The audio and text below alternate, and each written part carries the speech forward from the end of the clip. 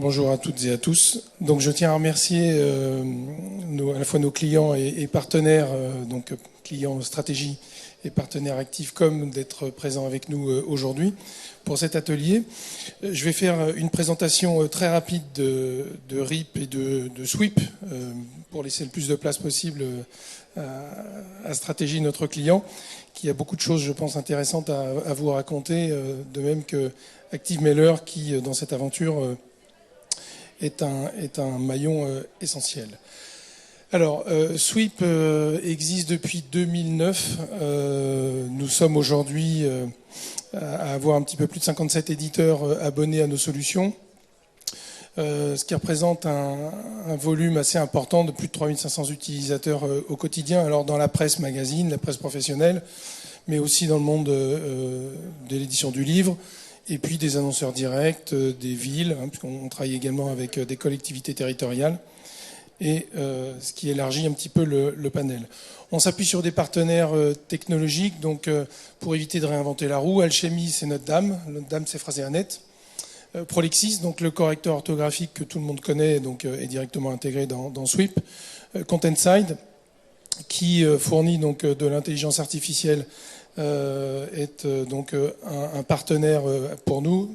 Activecom, qui figure également aujourd'hui, et l'AFP, qui donne la possibilité aux clients d'avoir en fait ces fils de news à l'intérieur de Sweep et de pouvoir se les transformer assez facilement en articles.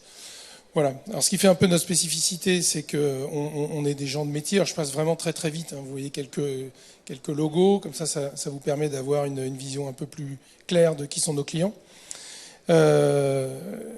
Je disais l'ADN en fait des gens de RIP Consulting, c'est d'être en fait principalement des gens de métier. Donc ce qui nous apporte une valeur peut-être additionnelle, dans la mesure où on comprend assez bien les problématiques de nos clients et on est capable de les transformer dans ce qui va être après pour eux le quotidien au travers de Sweep, puisqu'on ne travaille pas de la même manière sans système éditorial et avec système éditorial. Alors, très très vite, Sweep, on a on va dire un cœur qui est le CMS, le chemin de fer. Tout ça s'appuie sur des workflows qui sont chaque fois sur mesure pour nos clients. Et puis on est également en mesure d'alimenter les sites web. Alors c'est un ou plusieurs sites web, on n'a pas de limite aujourd'hui. On gère également les flux pubs et promos donc en entrée pour permettre aux clients soit d'interfacer une régie, soit d'avoir un traitement des pages pubs différent de la rédactionnelle. Et puis on peut également alimenter certains réseaux sociaux. À cela s'ajoutent des modules additionnels. Donc un module de newsletter qui a été transformé pour l'occasion, mais ça on vous en parlera un petit peu plus longuement. Cockpit, qui est alors il n'y a qu'un seul C à Cockpit, mais c'est un module qui donne en fait des informations sur des données de production, sur les piges texte. Voilà, il y a tout un tas de métriques qui sont concentrées dans ce module-là et qui permettent au client d'avoir une vision de sa production. Layout est un module qui permet, sans avoir une design sur sa machine et sans avoir de compétences en maquette, de pouvoir en temps réel faire des prévisualisations de morceaux de page, d'une page ou voire même de plusieurs pages, et de faire des corrections dans sa zone de saisie, donc dans le CMS, et simplement en cliquant sur le bouton de preview, de voir le résultat instantanément à l'écran. Voilà, ce qui permet d'avoir des gains de productivité assez importants et puis, on ne va pas se le cacher, dans certaines organisations aussi, de baisser la part de la maquette dans l'intervention des pages. On a un client notamment qui monte 100% de ses pages avec Sweep Layout, c'est un hebdo, et ils ont un maquettiste qui vient passer une demi-journée par semaine simplement pour affiner les pages, donc ce qu'on ne peut pas spécialement faire quand on utilise le module et qu'on est rédacteur. Voilà. Reverse donne la possibilité de renvoyer les corrections qui ont été faites directement dans InDesign. On les renvoie dans le CMS pour après alimenter par exemple le web et être certain qu'on est sur des contenus qui sont ISO. Alors je parle du web, mais ça peut aussi être renvoyer les contenus par exemple dans une liseuse quand on a le mode comment dire, lecture dans le device, où là les contenus présents dans le PDF doivent être les mêmes que ceux qu'on renvoie. Prolixi, j'en ai parlé. Data Media, c'est un module de catalogue. Donc on a principalement, anciennement Mondadori, tous les guides automobiles qui utilisent Data Media depuis de nombreuses années. On a également l'Argus, donc on a fait une présentation avec eux hier. Plan, c'est à peu près la même chose que Sweep Layout, à ceci près que dans Plan, vous avez en fait une représentation de la page à l'intérieur de Sweep et vous déplacez des cartons et glissez, déposez vos articles dessus et vous pouvez changer la géométrie de vos blocs directement dans Sweep. Et à la fois Layout et Plan s'appuient sur le moteur InDesign, donc vous avez les mêmes césures et les mêmes réactions de texte. Sweep Agence plug en fait donc l'AFP en entrée, mais Sweep Agence permet de plugger d'autres types d'entrées et permet également l'envoi de flux RSS ou l'envoi vers les agrégateurs. Et MetaTools, qui est un outil qui donne la possibilité au client de fabriquer lui-même toutes ces fenêtres de métadonnées. Voilà. Donc il a la main et lorsqu'il rajoute des métas dans son process, bien il se débrouille, il n'a pas besoin de nous et il est parfaitement autonome.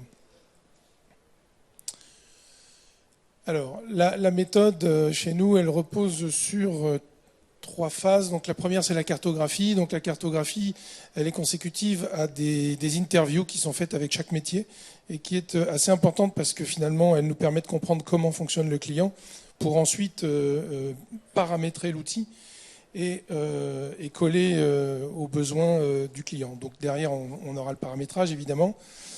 Ensuite, les formations métiers.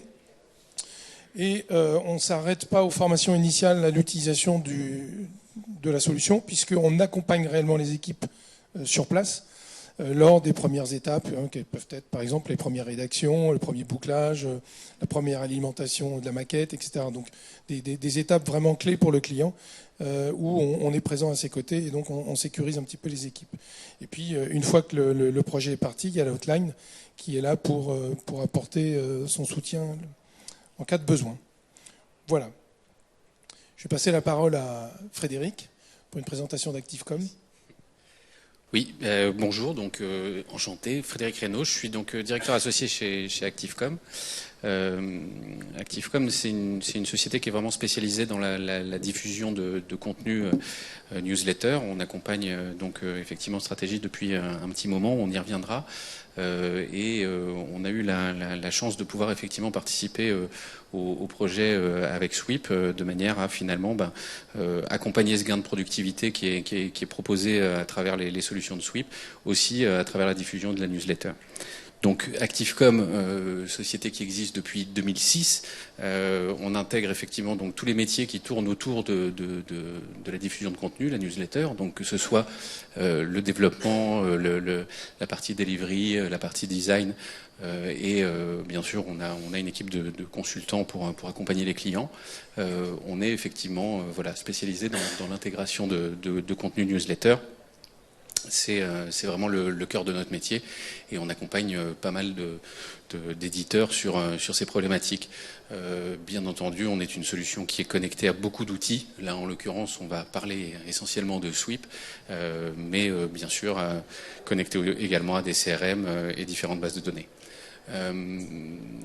Aujourd'hui, on travaille déjà beaucoup dans le secteur de la presse, puisque comme vous le voyez, voilà, on est une société qui est déjà partie prenante, en tout cas partenaire de beaucoup de grands éditeurs de presse, que ce soit Bayard, CMI, Reword, Stratégie bien entendu, qui est vraiment l'un de nos principaux clients sur les newsletters et qui a effectivement des problématiques qui sont assez complexes, des grosses bases de données, une nécessité de délivrer proprement et rapidement. Et donc l'idée c'était effectivement de pouvoir accompagner cette transformation digitale avec Gilles, Laurence et Laurent sur la partie Sweep. Merci Frédéric. Alors on arrive maintenant donc au cas client, stratégie. Je vais te laisser Gilles donc présenter la cartographie. Oui, de stratégie. Alors moi j'aime bien dans un monde, bonjour à tous, je suis directeur de la rédaction de stratégie et Laurence David, responsable digital sur stratégie. Dans un monde qui change, moi ce que j'aime bien, c'est aussi dire ce qui change pas. Stratégie, finalement, ça a été créé en 1971. Depuis quasiment le début, depuis le départ, c'est un hebdo papier. Très vite, en fait, ça a fonctionné. Donc c'est devenu un hebdo papier. Et là, on est en 2022, bientôt 2023, on est toujours un hebdo papier. On insiste là-dessus parce que finalement, c'est ça qu'on défend, qu'on protège aussi, parce qu'on croit au papier dans le futur. Ça, c'est la première dimension. Et finalement, dans ce projet digital de transformation, c'est important d'avoir ça en tête, puisqu'on investit beaucoup sur le papier nous-mêmes, en termes de créa. J'ai pris l'avant-dernier strat, parce que le dernier, il arrive, vous allez l'avoir tout à l'heure, mais ça, c'est le strat de la semaine dernière. On investit beaucoup en papier. Ça veut dire quoi? Ça veut dire à la fois d'un point de vue techno, bien sûr, en solution techno, mais en interne aussi, dans les équipes. On a un icono, on travaille beaucoup sur la photo. Finalement, on travaille sur les maquettes, on rénove en permanence le magazine.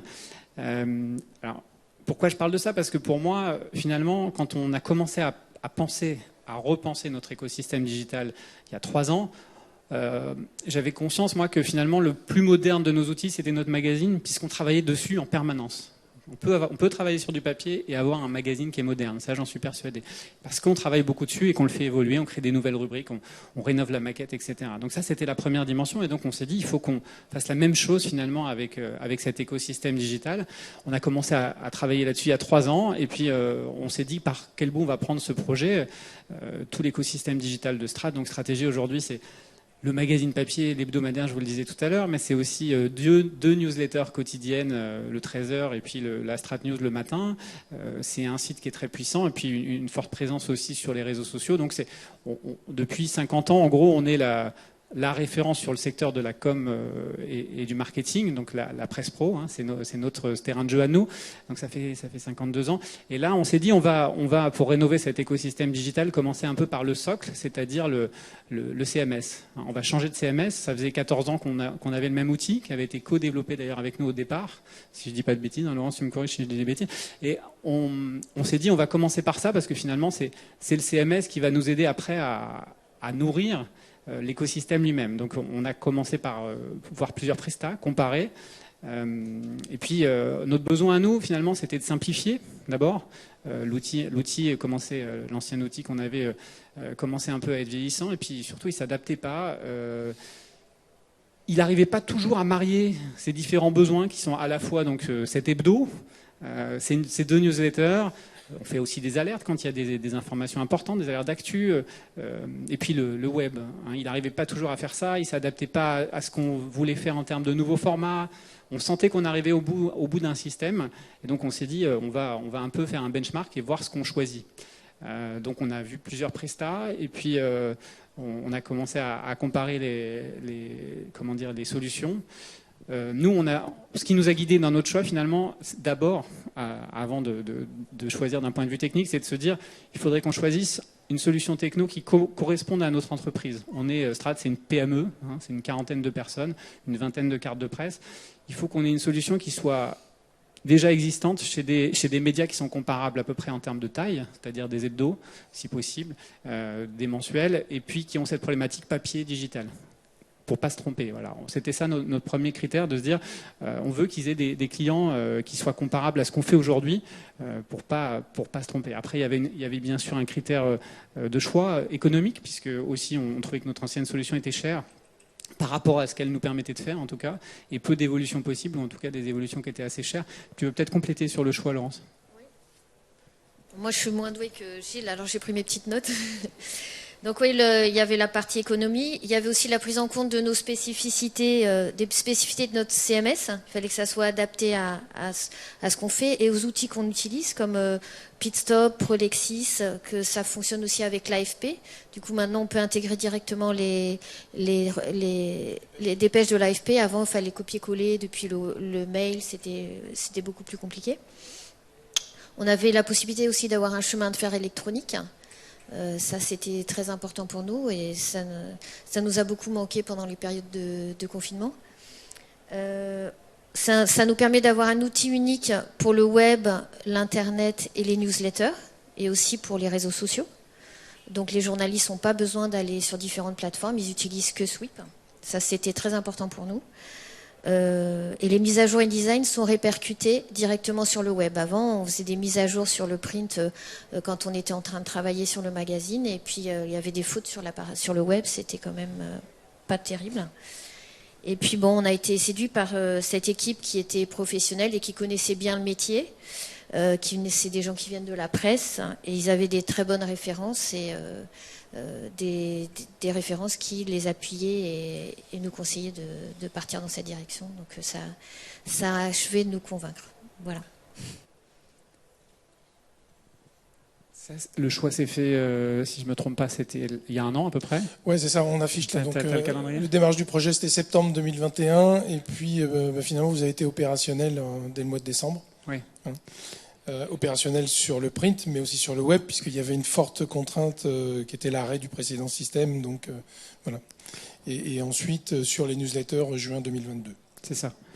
En fait, dans la production de contenu, alors on produit énormément d'articles, de brèves pour nos newsletters. Par exemple, la stratégie news le matin, c'est 25 brèves, et encore, je les compte pas toutes, on va dire une trentaine d'informations différentes qui sont republiées sur le web, qui vont dans la newsletter. Tout ça, ça demandait comme une gare de triage efficace. On reprend beaucoup d'infos du papier dans le web. Voilà, tout ça, ça demande en fait une efficacité optimale. Tu parlais de Sweep Reverse, l'outil qui est important pour nous. Par exemple, effectivement, quand on a bouclé le magazine hier soir à 21h ou 22h, il a été imprimé cette nuit. Il faut que les corrections qu'on a intégrées au bouclage, elles soient déjà dans les versions web, parce que sinon les versions web vont être publiées ce matin et il y aura des erreurs en fait. Avant, c'est bête, mais une personne devait passer à la main sur tous les articles papier pour faire les corrections web. Donc ça, c'était une perte de temps. Avec Sweep Reverse, c'est automatisé. On repart de la dernière version pour être sûr. On appuie sur un bouton et c'est bon, c'est fait. On n'a pas de travail à faire. Donc ça, c'est intéressant pour nous. C'est un gain en termes de productivité. Le chemin de fer électronique, effectivement, pendant le confinement, j'aurais bien aimé l'avoir. Ça a été un peu acrobatique, comme tout le monde, j'imagine. Mais bon, voilà, on a réussi à sortir le magazine pendant cette période-là. Mais comment dire, là, effectivement, alors moi, j'avais des réticences par rapport au chemin de fer électronique parce que j'adore quand même avoir ce magazine papier affiché au mur avec les pages qui se construisent un peu au fur et à mesure. Il y a quand même quelque chose. On embarque l'équipe. Ils sont tous dans un imaginaire aussi. Puis les gens qui viennent, qui passent dans la conf de rédac, on est en work in progress. Le magazine, on corrige les pages et tout ça au fur et à mesure. Donc ça crée de l'émulation aussi. Le chemin de fer électronique, tout se passe dans l'ordi, donc ça ne nous empêche pas d'imprimer, de mettre les pages au fur et à mesure. Mais ça a changé un peu c'est plus efficace, plus de productivité. Moi, je continue à essayer d'imprimer les pages quand même pour créer de l'émulation parce que je trouve que c'est important, mais plus pour du team building, j'allais dire, que pour vraiment l'efficacité, parce que maintenant tout se passe dans l'outil. C'est ça que je veux expliquer. Très bien.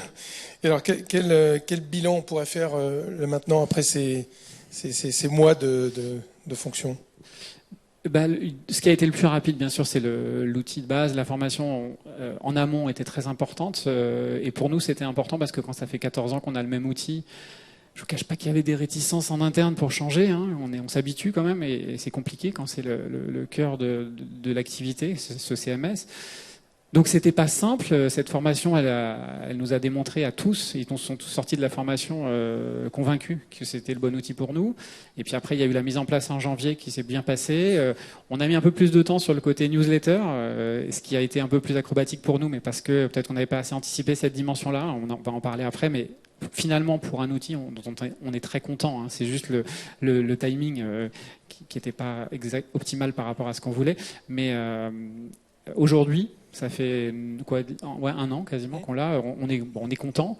Au fur et à mesure, on voit les gains de productivité. Ça met un peu de temps à se rendre compte et à réaliser ça, mais moi je le vois à mon niveau.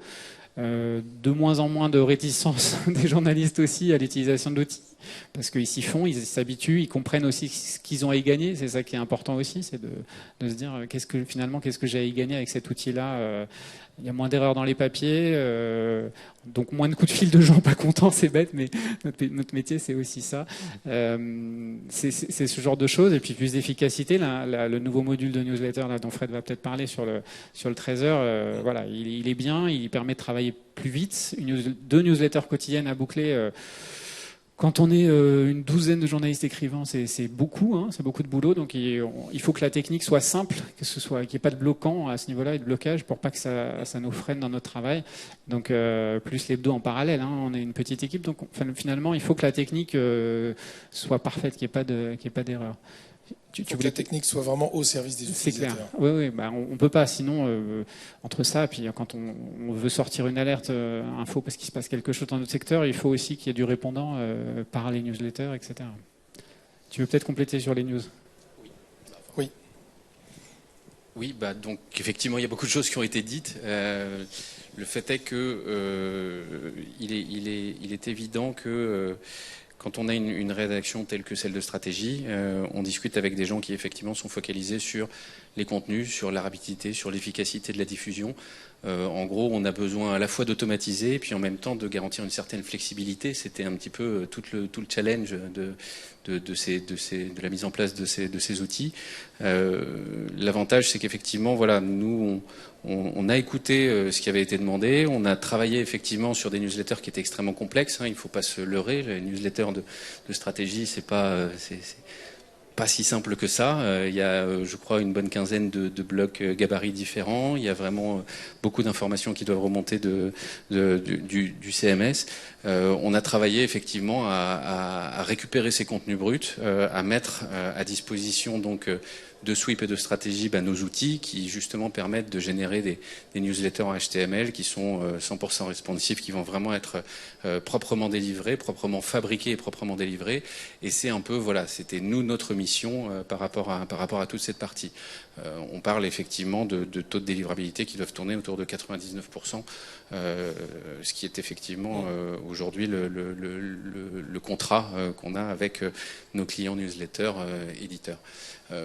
Les gains d'efficacité sont majeurs, hein, c'est-à-dire qu'en réalité finalement on construit sa newsletter comme on construit finalement un peu on la construit en live très facilement. C'est pas aujourd'hui, il n'y a rien qui est copié-collé. On va juste sélectionner finalement des mises en forme, on va sélectionner des articles, on va valider et ensuite on va effectivement recevoir tout ce qui va tourner autour de voilà, les BAT et le routage. Ça, c'est un petit peu notre partie.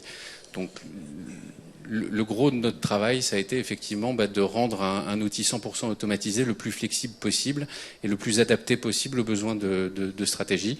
En l'occurrence, c'est pour ça qu'on a mis un petit peu de temps sur certains gabarits. Il y avait vraiment des demandes qui étaient spécifiques et sur lesquelles on a travaillé pour pouvoir adapter nos outils et les automatiser à 100%. Aujourd'hui, pour terminer, l'avantage de fonctionner tous ensemble, c'est que toutes les connexions à Sweep sont mises en place. Aujourd'hui, on est tout à fait capable d'intégrer des contenus bruts. Et en fait, toute la partie design, on va dire, peut suivre les évolutions du print, comme le disait Gilles, peut suivre finalement une évolution assez rapide, tout simplement parce que on a juste une intervention du côté de chez nous sur les designs et finalement tous ces blocs gabarits qui sont aujourd'hui connectés, qui sont existants, sont réutilisables et sont modifiables à volonté. Ce qui fait que finalement on peut avoir une newsletter qui va évoluer au fur et à mesure du temps, qui va suivre un petit peu les tendances, qui va suivre toute la partie design que Stratégie est en train de faire évoluer, enfin que Stratégie fait évoluer très régulièrement. Au final, la dernière chose, c'est qu'effectivement sur le 13h, on a cet objectif de livrer rapidement. On ne peut pas se permettre d'envoyer une newsletter du 13h à plus de 100 000 abonnés et que finalement elle arrive à 14h. Donc aujourd'hui, on a mis en place aussi toutes les infrastructures qui permettent d'avoir une délivrabilité rapide et de bonne qualité. Et ça fait partie de notre engagement vis-à-vis de stratégie. Enfin, la Strat News, qui était un mail porteur à l'origine, s'est transformée en un mail complet. On observe effectivement des taux d'ouverture qui ont largement augmenté depuis qu'on a transformé cette newsletter. Donc tout va vraiment dans le bon sens. Et aujourd'hui, je pense qu'on a un outil qui, finalement, la production de newsletter représente peut-être 15 minutes ou 20 minutes de temps à passer pour construire une newsletter, la valider, globalement. Tout à fait. Côté rédac, effectivement, c'est assez simplifié, heureusement, et merci à tous. Mais simplement, c'est ça que je voulais préciser, c'est que Quand nous, on a simplement une toute petite équipe en interne digital, Laurence, qui est aidée un petit peu, mais on n'a pas de développeurs, on n'a pas de compétences techniques autres. Finalement, ça demande d'avoir des prestats qui savent se parler entre eux. Et ça, c'est pas toujours gagné parce que finalement, on leur demande pas tellement juste d'être prestats, mais d'être partenaires. C'est-à-dire, vous allez, s'il vous plaît, vous parler entre vous pour trouver la meilleure solution pour nous aider nous. Donc c'est pas simple, parfois ils s'entendent pas, etc. Là ils ont fait, comme ce sont des vrais partenaires dans les deux sens, ils ont fait cet effort-là de nous trouver des solutions techniques, de se parler, de trouver d'avancer. À un moment ils avançaient presque sans nous à un moment, donc tant mieux. Mais voilà, c'est ça que je veux dire, c'est que aussi c'est peut-être aussi pour ça que je suis là aujourd'hui, c'est que ils ont fait cet effort de se parler et de trouver les bonnes solutions techniques au-delà du simple rapport de prestat classique, quoi. Et nous, finalement, vu la petitesse de notre équipe, c'est ça dont on a besoin au quotidien. C'est de prestats qui sont capables de se parler si jamais on a un problème qui se présente à nouveau demain pour trouver la bonne solution. Fred a été là sur les newsletters quand on a eu des problèmes techniques, il a toujours trouvé les solutions le matin, le week-end, quand on boucle parfois tard, etc. Je sais qu'il est toujours là et je peux compter sur lui. C'est important pour nous parce que si on veut bien faire notre travail d'informer, il faut aussi qu'on ait des prestats qui soient réactifs derrière et qui puissent nous répondre au bon moment et être là, quoi, d'un point de vue technique. Voilà. Merci Gilles. Ce que je vous propose, si vous avez des questions, c'est le moment. Au-delà de ça, vous pouvez nous retrouver sur le stand numéro 13 si vous souhaitez avoir une conversation un petit peu plus nourrie. Mais on est à votre disposition pour les questions. C'est toujours la première, la plus compliquée.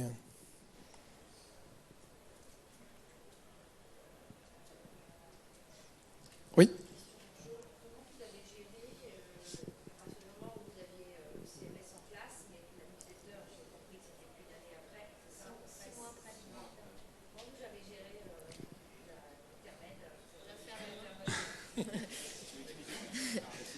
On l'a fait à la main pendant 6 mois. On a passé beaucoup de temps dessus. Oui.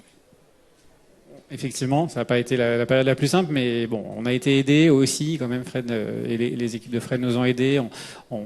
Et à ce moment-là et à d'autres moments, donc, mais oui, c'était pas très simple. Maintenant, c'est aussi parce que c'est très chronophage de faire les 2 newsletters quotidiennes. Vous pouvez imaginer, avec beaucoup d'infos. Et puis des sources aussi de contenu, comme le disait Fred, qui sont assez complexes. Tout ne vient pas du même endroit. Enfin bref, je passe les détails, mais... On avait un gabarit sur ActiveMailer, en fait, et on faisait notre newsletter directement sur ActiveMailer. Voilà.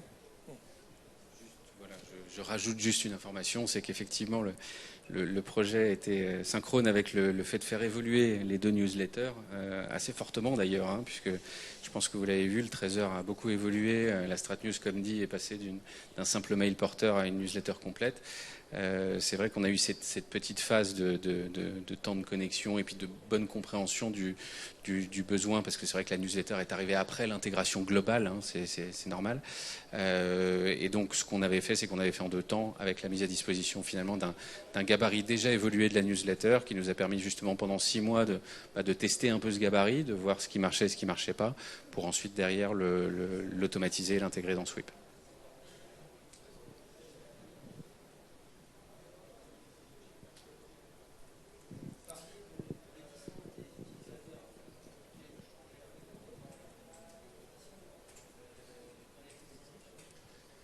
Oui, réticence, à la fois liée à l'habitude, hein, quand ça fait 14 ans, et qu'en plus c'est un outil presque propriétaire, puisqu'on l'avait co-développé avec eux. Au départ, on était leur premier testeur de cet outil CMS. Donc, je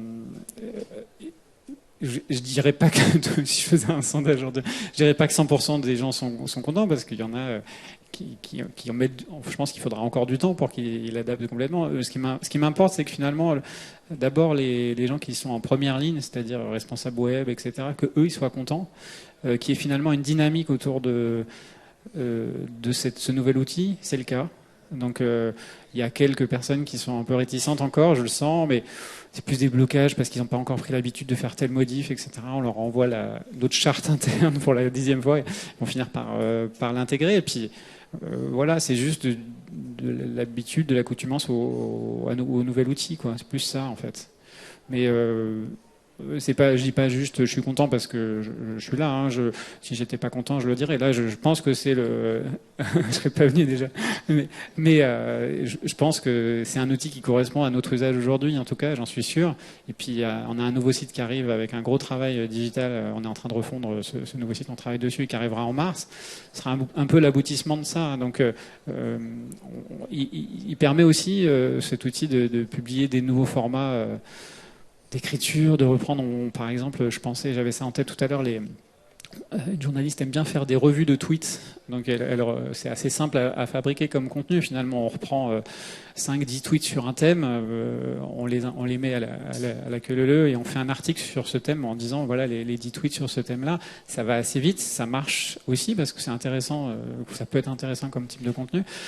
Avec notre ancien outil, c'était pas possible. Donc c'est important parce que il faut que l'outil nous permette de nous adapter à ces nouvelles formes d'écriture aussi.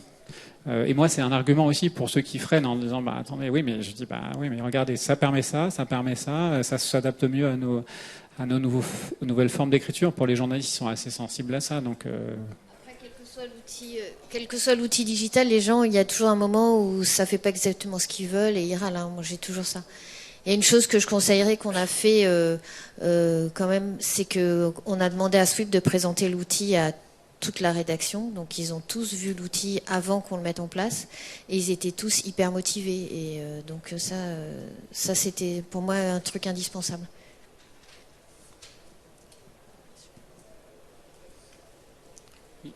vous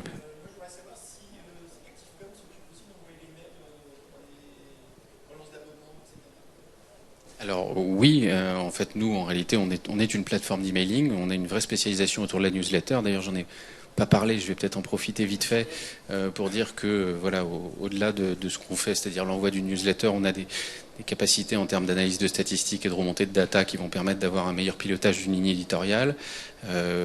Toutes sortes d'éléments en réalité qui aujourd'hui sont intégrés dans ActiveMailer et qui demain le seront dans le cadre de Sweep.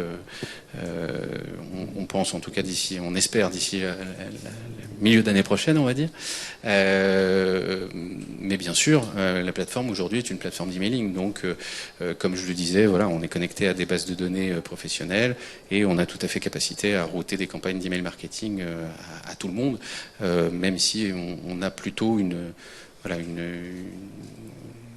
bonne réputation sur la partie diffusion de contenu et sur la partie newsletter, et que c'est vrai que nos développements et notre volonté est toujours d'aller dans un meilleur accompagnement justement des rédactions autour de ces problématiques, parce que aujourd'hui connaître son audience internet quand on a simplement une inscription sur une adresse email, c'est peut-être un peu léger. Donc l'idée c'est de remonter de la donnée par rapport à ce qui est envoyé, par rapport à ce qui est lu, par rapport aux thématiques qui sont abordées. Ouais, ce qu'il faut comprendre, c'est que pour l'instant, l'intégration d'ActiveMailer dans Sweep procède du simple fait qu'on avait besoin d'appliquer tous les mécanismes complexes que demandent les newsletters de stratégie, sans avoir à redévelopper complètement le module de newsletter qui, lui, est plus simple dans Sweep.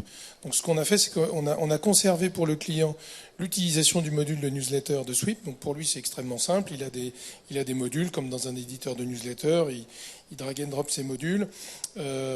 Et ensuite, il fait la même chose avec ses articles. Il a une prévisualisation. Et quand il veut avoir une visualisation un petit peu plus fine de sa newsletter, notamment pour le bon à tirer, eh bien en fait on interroge ActiveMailer qui renvoie en fait une preview qui sera le reflet exact de la newsletter, et c'est ça que le client valide. Et ensuite tous les mécanismes qui sont donc entre Sweep et ActiveMailer sont complètement transparents pour le client. Donc ça c'est la première phase. Et la deuxième phase, donc comme l'exprimait Frédéric, c'est de récupérer en fait tous les metrics. Alors aujourd'hui, les metrics, le service marketing peut très bien aller les voir dans les interfaces et dans les outils d'ActiveMailer. C'est pas le sujet. Nous, ce qu'on veut, c'est redonner à la rédaction des informations dans un outil rédactionnel et donc du coup, lui apporter tous les metrics qui vont lui permettre de savoir que tel ou tel article a plutôt été plus cliqué qu'un autre. Voilà, c'est ça l'objectif de la deuxième phase. Tout à fait. Merci beaucoup pour votre attention. Merci. Et merci infiniment à Laurence, à Gilles et à Frédéric.